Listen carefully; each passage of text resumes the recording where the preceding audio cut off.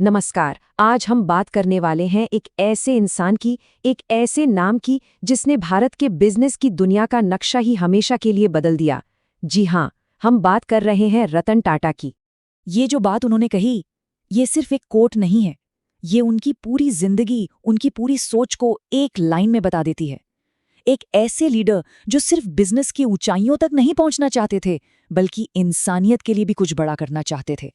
तो सवाल ये है कि उनका ये सफर आखिर शुरू कैसे हुआ। सोचा जा सकता है कि इतने बड़े घराने से थे तो सब कुछ तैयार मिला होगा, पर ऐसा बिल्कुल नहीं था।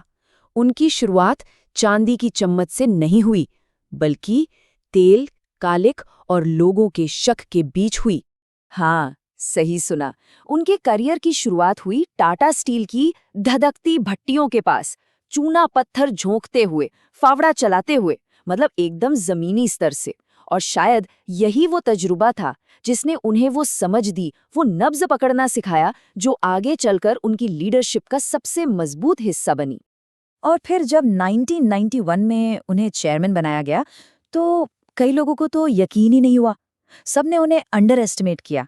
बातें होने लगी कि ये तो एक शांत स्वभाव के आर्किटेक्ट हैं, ये इतना बड़ा साम्राज्य कैसे संभालेंगे।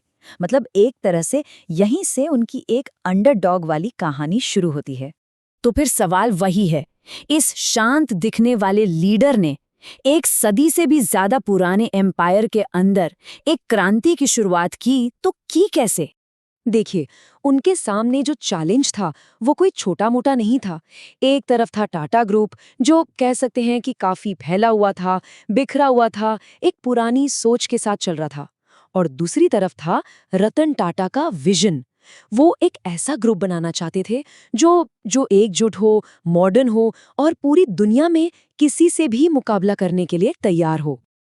अब इस विजन को हकीकत में बदलने के लिए रतन टाटा ने वो कर दिखाया जिसकी शायद किसी ने उम्मीद नहीं की थी। उन्होंने कॉर्पोरेट इतिहास की शायद सबसे साहसी, सबसे महत्वाकांक्षी वैश्विक विस्तार की रणनीति शुरू की। और ये सिर्फ बातें नहीं थीं। देखिए, एक के बाद एक बड़े और साहसी कदम उठाए गए। साल 2000 में टेटलिटी, फिर 2007 में यूरोप की स्टील की दिग्गज कंपनी कोरस, और फिर 2008 में दुनिया की सबसे आइकॉनिक ब्रांड्स में से एक जगुआर लैंड रोवर। मतलब इन डील्स ने सच में टाटा ग्रुप को दुनिया के नक्शे पर एक अलग ही जगह दे दी। उनकी विजन का स्केल कितना बड़ा था, इसका अंदाजा सिर्फ एक डील से लगाया जा सकता है। जो कोरस स्टील वाली डील थी ना, वो 12 अरब डॉलर से भी ज्यादा की थी। सोचिए जरा, ये साफ दिखाता है कि उनकी सोच सिर्फ भारत तक ही सीमित नहीं थी। पर कहानी सिर्फ बड़ी बड़ी ग्लोबल डील्स की नहीं है। उनका विजन जितना ग्लोबल था, उतना ही जमीन से जुड़ा हुआ, उतना ही इंसानी भी था। और इसका सबसे बड़ा सबूत है एक सपना जो उन्होंने भारत के आम लोगों के लिए देखा। और वो सपना शुरू हुआ एक सवाल से, एक बहुत ही हिम्मत वाला सवाल। क्या एक कार की कीमत एक स्कूटर से कम हो सकती है? ये वो सवाल था जिसने ऑटोमोबाइल की दुनिया के सबसे चर्चित और सबसे महत्वाकांक्षी प्रोजेक्ट्स में से एक को जन्म दिया। 1 लाख रुपए। जी हाँ, यही थी टाटा नैनो की वो कीमत जिसने सबको चौंका दिया। ये एक ऐसी कार थी जिसे बनाने के पीछे का मकसद सिर्फ प्रॉफिट कमाना नहीं था। मकसद था लाखों भारतीय परिवारों को एक सेफ, एक सुरक्षित सवारी देना।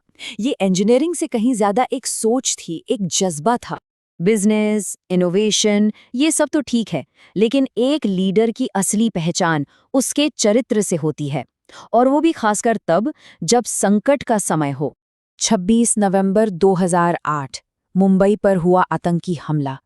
ताज होटल, जो टाटा की एक पहचान है, वो भी निशाने पर था।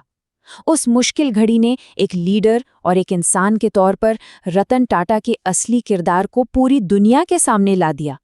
उस हमले के बाद उन्होंने जो किया, वो सच में असाधारण था।